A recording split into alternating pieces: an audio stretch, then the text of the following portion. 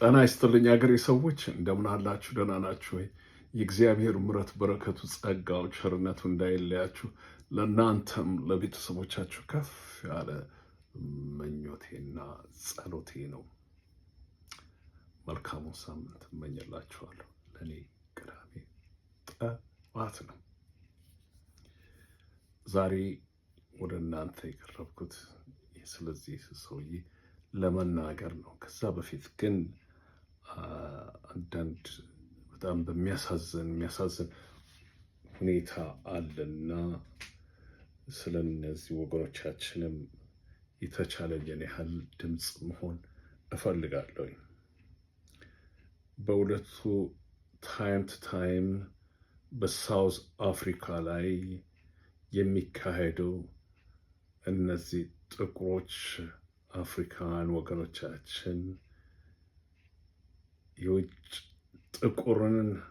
የውጭ ሀገር ዜጋ የሆነውን ጥቁሩን አፍሪካችን የሚያደርጓቸውን አንዳንድ በደሎች ስመለከት በጣም ሳላዝን አልቀርም።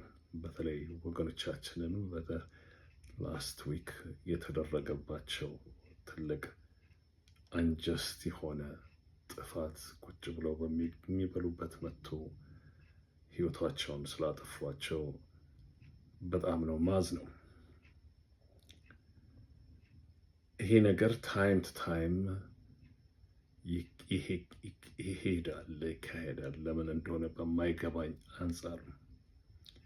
ነገር ግን ሳውዝ አፍሪካኖች ይህንን ነገር ጽፍ ያለው በእንግሊዝኛ ዳይሬክት ለዛም እንዲረዱት ከጻፍኩት ትንሽ ውስጥ ለእናንተ ማካፈል መፈልገው ይሄ ጀግና ነፍሱን ይማረውና ኔልሰን ማንዴላ በብዙ አቀበት ብዙ ተጥሎበት በአፓርታይድ መንግስት የዛን ጊዜ የነበሩት አፄ ኃይለሥላሴ የኢትዮጵያን የመጀመሪያ አፍሪካዊ የኢትዮጵያን ፓስፖርት ተሰጥቶት ወደ ኢንግላንድ እንዲመላለስ በአበበ ስም የተደረገና ኢትዮጵያ በአቅሟ በዛን ጊዜ ትልቅ ኮንትሪቢዩት ያደረገች ሀገር ነች። ከዛም በኋላ በመንግስቱም ከዛም ዛሬ እንደዚህ ባትሆንች ሀገር በዲሞክራሲ በዲፕሎማሲ በእውነቱ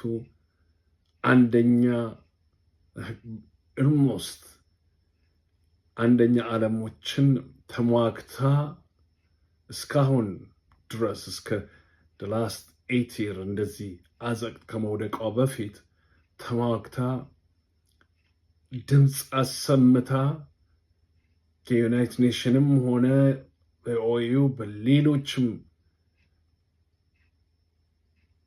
ሀገሮች ድምፅ አሰምታ በእውነቱ ከአንደኞች ዓለም ጋር ቁጭ ብላ ድቤት አድርጋ ተሸንፋ አታውቅም። ምክንያቱም ሀቅና እውነትን ስለነበራትና ሪስፔክት ነበራቸው። አሁንም በጣም እያዘንኩኝ እነዚህ በእውነቱ ሳውት አፍሪካን ስፔሻሊ እናንተ አፍሪካኖች ሳውዝ አፍሪካዎች ኔቲቮቹ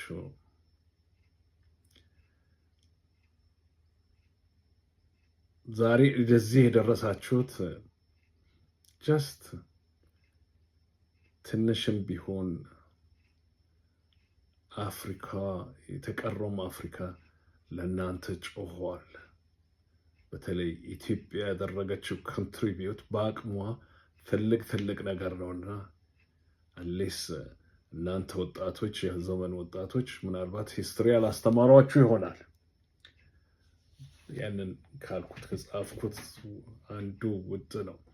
የፓስፖርቱን ምናልባት ሂስትሪ አልተማርክ ይሆናል። ኩታራ ሁሉ የምታደርጉት ነገር ሁሉ በጣም ያሳዝናል። ለአፍሪካንስ ሳውዝ አፍሪካንስ ለአፍሪካውያኖች ይህ አይደለም ዲሰርቭ የሚያደርጉት።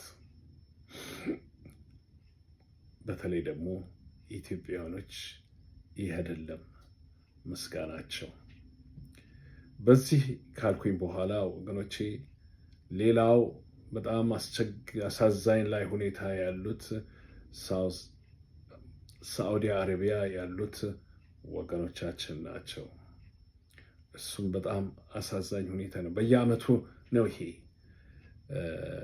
ሎተሪ እንደሚደርስ አሜሪካ ውስጥ በዓመት ውስጥ የምታሰራጨው ሎተሪ እንዲደርስ ወደዛ ሀገር ኢሚግራንት እንድትሆን የሚያደርግ እንትን አላቸው። እነዚህ ደግሞ በዓመት ውስጥ ሰቡን እየሰባሰቡ መስቀል ነው ስራቸው። ነገር ግን በጣም የሚያሳዝነኝ ነገር ከዛ ውስጥ 200 ትግራውያን ናቸው። አላያቸውም። እነዚህ አክሱም ላይ እንትን ይሁን እንትን ላይ የሚሉ ዋሃቢስቶቹ አላያቸውም። ያለ ግፍ ያለ በደላቸው አንዳንዶቹን ስሰማ ጫት ይዞ መጥቷል ብሎ ነው። በእውነቱ ስለዛች ሀገር ብዙ ነገር ባወራ የሚያደርጉት ጥፋት ይሄ ነው የሚባል አይደለም። ስለዚህ አንድ ነገር እንትን ተደርጎ ለአንድ ወር እንኳን ቅጣት የማያስፈልገው እንትን የሚለውን በአንድ ወር ተቀጥቶ መባረር የሚያስፈልገውን ለመስቀል የሰውን ሕይወት እንዲሁ የሚቀጥፉ ናቸው። ግን አንዳንድ በዌስተርን ሚዲያም ሆነ በዌስተርን ብዘርቅ የሚሆኑት አንዳንዶቹ በተለይ እንደው እነዚህ ሊበራል ነን ባዮች ፓለስቲኒያን ስ ፓለስቲኒያን ዛት እያሉ ብዘርቅ የሚሆኑት እነዚህስ ያለ ትንሽ ነገር ሰርቀዋል ተብሎ ለመሰቀል የተዘጋጁት ያለ ጥፋታቸው ያለ ፍርድ ቤት ተከሰው እንትን ያሉት እነዚህ ሳይታያቸው በየዓመቱ የሚያደርጉት አይታያችሁም። ያ ይሁን ማለት አይደለም፣ ያንን ፐርሞት ማድረግ አይደለም። ነገር ግን ደግሞ ነው ያም በደል ከሆነ ይሄም በደል ነው። ያም ደግሞ ያለ ካላችሁ ይሄም ነው። አላያችሁም፣ አልሰማምም። በሚዲያ ይሄ ነገር በሚዲያ ወጥቶ አያውቅም። የለም አንድ ነገር ቢሆን ግን በቃ ብዘርቅ ዓለም ብዘርቅ ይሆናል። ያብዳሉ። የጥቁር የድሃ ደም ዝም ብሎ መፍሰስ አለበት እስከ መቼ? በተለይ በዚህ ባለንበት ሰንቸሪ ሁሉም በአንድ አይ መታየት አለበት እና አሁንም በሚያሳዝን ሁኔታ ለዛ ሀገር አይጻፍ ቋንቋን አላውቅም፣ ያንን መጽሐፍ አይቻልም።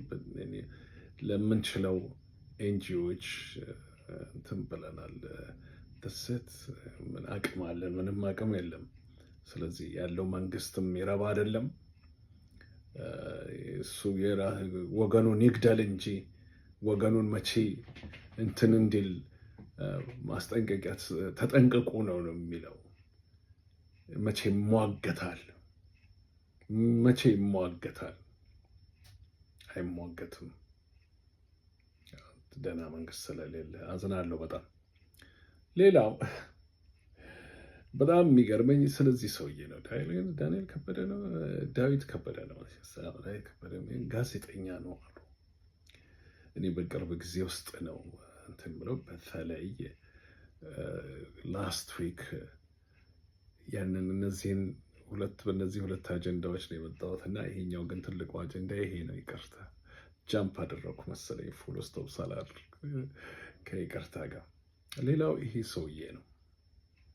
ይሄ ሰውዬ የዚህ ጀነራሉ ስፖክማን ነው። ይሄ ሰውዬ አንድ ጋዜጠኛ ነው አሉ በፕሮፌሽኑ በሚያውቁ ነው፣ ያላውቀውም። ነገር ግን የሰማሁትን ነገር የጻፈውን ነገር አንብቤ ምን ያህል ውሸት እንደሆነ የተናገረው ነገር ቲፒኤልኤፍ አባሎቹ በስቴት ዲፓርትመንት ሴክሽን ሊሆኑ ነው ይባላል። ይሄ ከእውነት የራቀ ውሸት፣ ፍጥጥ ያለ ነጭ ውሸት ነው። በጣም አይጌስ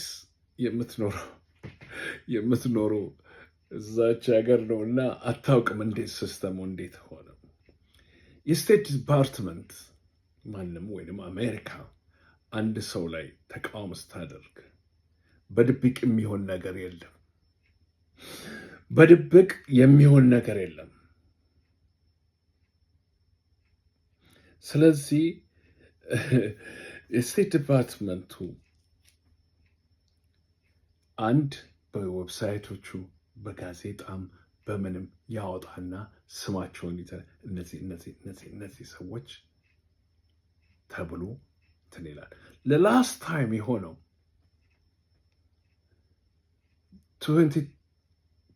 2021 ነው፣ 2021 ነው። እሱም ኢንታየር በዛች በጦርነት ለኢትዮጵያውያኖች ነው እንጂ ነን ኦፍ ዘም ለቲፒኤልኤፍ ሜምበሮቹ። ሌላው በጣም የሚገርመኝ ነገር ብዙን ነገር ትቀባጥራለህ።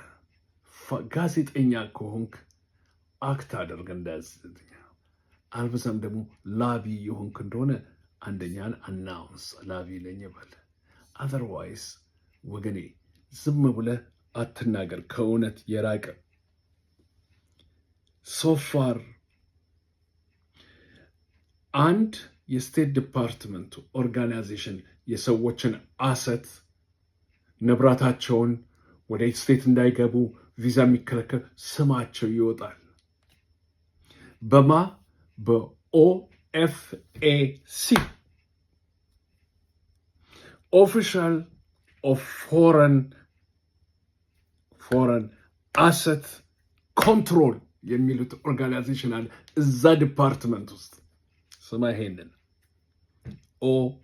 ኦኤፍኤሲ። ይሄ ኦርጋናይዜሽኑ በዚህ በስቴት ዲፓርትመንት ውስጥ ይህ የተመደበበት አንዱ ክፍሉ ስራው የአሜሪካ መንግስት ሳንክሽን ያደረጋቸውን አንድ ፐብሊሽ ያደርጋል፣ ንብረታቸውን ይይዛል፣ እንትን ይላል። አሁን እንደነገርኩ አሰት ማለት ንብረት ማለት ነው። ሲስት ያደርግና ከዛም በኋላ በስቴት ዲፓርትመንት ዌብሳይት ውስጥ የፈለግክ ከሆነ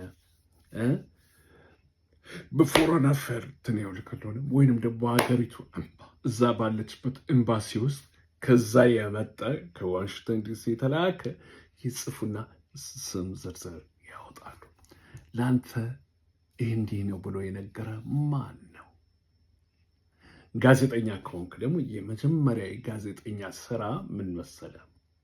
ምናልባት ሰምተው ከሆነ ኢንኬዝ ፌክ ኒውስ እንዳይሆን ብለህ ፊልተር አድርገህ አውጥተዋል፣ አጣርተዋል እውነቱን መሆኑን። ሶርሶች ካሉ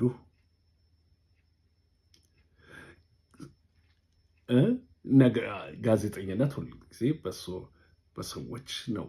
ወሬው ይመጣና ወደ አንተ ጋር ሲደርስ ግን ይሄ ወሬ ለህዝቡ ከማቅረቤ በፊት ይሄ ነገር እውነተኛ ነው ወይ? ይሄ ነገር እውነተኛ ነው ወይ ብዬ ማየት መጠየቅ ያለብን ያንተ ፋንታ ነው። ያንተ ፋንታ ነው ወገኔ። እና ዝም ብለህ ደሞር ሳውቅ ደሞር ይህንን ነገር እንትን ለማለት ብዙ ስለአንተ ማንበብ ጀመርኩ። 1 ሳምንት ሆነኝ ማወቅ ጀመር። ሞር ለስ አንተ ፕሮሞት የምታደርገው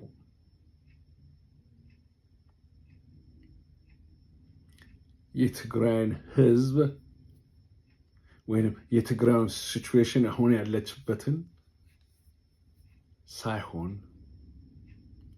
ጥቅምህን ፈላጊ መሆንህን በደንብ ያሳያል። እነዛ ከሄዱት አንዱ መሆንህን በደንብ ያሳያል። አዘርዋይስ በሙሉ አፍህ አውጥተህ የሌለውን እንዳውም ይሄ ፎልስ እንትን ነው ብሎ ኦፍኮርስ ፍሪ ስፒች ስላለ ዩናይትድ ስቴትስ ቡና ይልጥጣ ዩናይትድ ስቴትስ ኦፍ አሜሪካ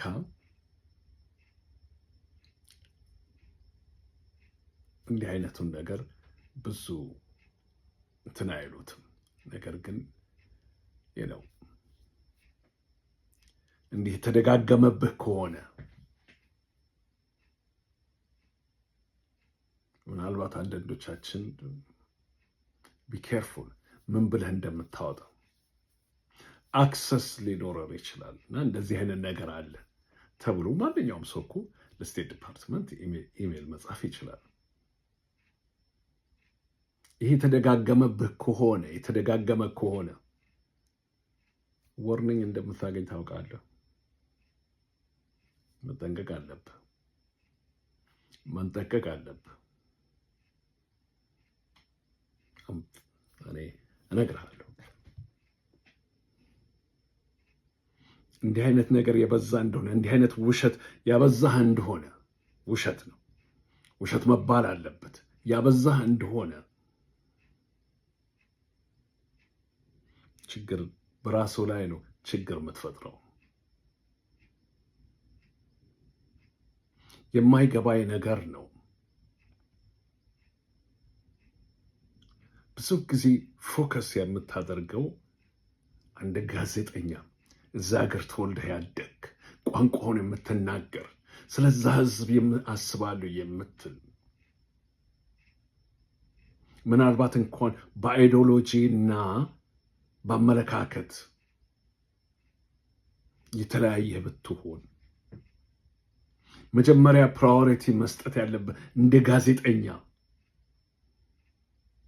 1.5 ሚሊዮን ሕዝብ በዚህ በጦርነቱ ምክንያት ተበትኗል።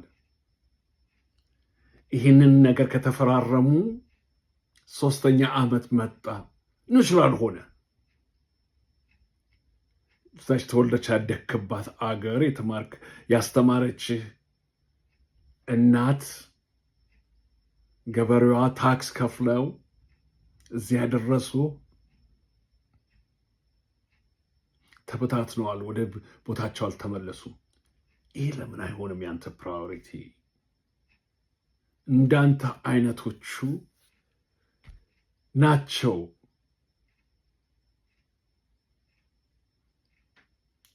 አንድ ፕሮፌሽናል ጋዜጠኛ ነህ።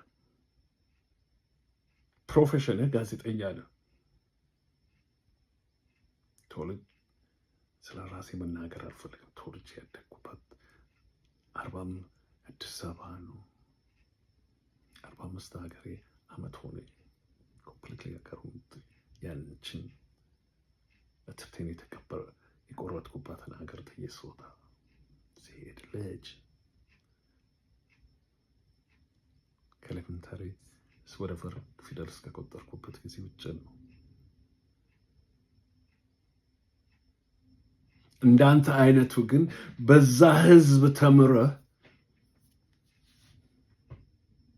ለምንድን ነው ታይምህን ጊዜህን የምታጠፈው በእንዲህ አይነት ውሸት፣ በእንዲህ አይነት ጥላቻ?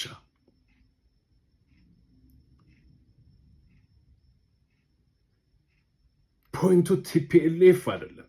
ፖይንትህ መሆን ያለበት ታርጌትህ መሆን ያለበት ይሄ ህዝብ፣ በኬላ ላይ ያለው ህዝብ፣ በረሃብ የሚሞተው ህዝብ፣ መሞት የሌለበት ህዝብ ወደ ቦታው እንዲመለስ ከጦርነት የነበረው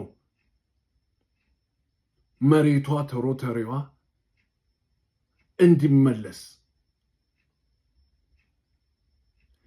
የተፈራረሙት በ6 ወር ውስጥ ማለቅ የነበረበት ሁኔታ ድራግ እያደረገ ወደኋላ እየጎተተ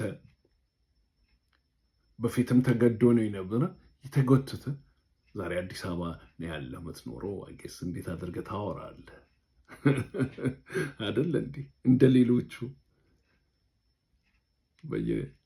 በየባሩ በየእንትኑ እያልክ ያ ቢሆን አየህ ዲግኒትህን ይዘህ ፕሮፌሽንህን አክብረህ እውነቱን ይዘህ ይህ ጋዜጠኝነቱን ስንቱ ስም አለው መሰለ፣ ስንቱ ስለ እውነት ሞተዋል፣ ስንቱ ያንን ይዘህ መሄድ ይሻል እንጂ ፍጥር አድርገህ አንድም የለም ያልገባሁበት ቦታ የለም ትሲ ኢንኬዝ እውነተኛ ምን ይሄ ልጅ ያለው ኢንኬዝ ተብሎ እንደሆነ አሁን ባለው ሁኔታ ውስጥ አሁን ባለው ህዝቡ እየተሰባሰበ ነው። ከእንግዲህ ይህንን 4 ኪሎ ያለውን አንቀበልም ብለዋል። ራይትፉሊ ሶ። እስከ መቼ ይጠብቃሉ?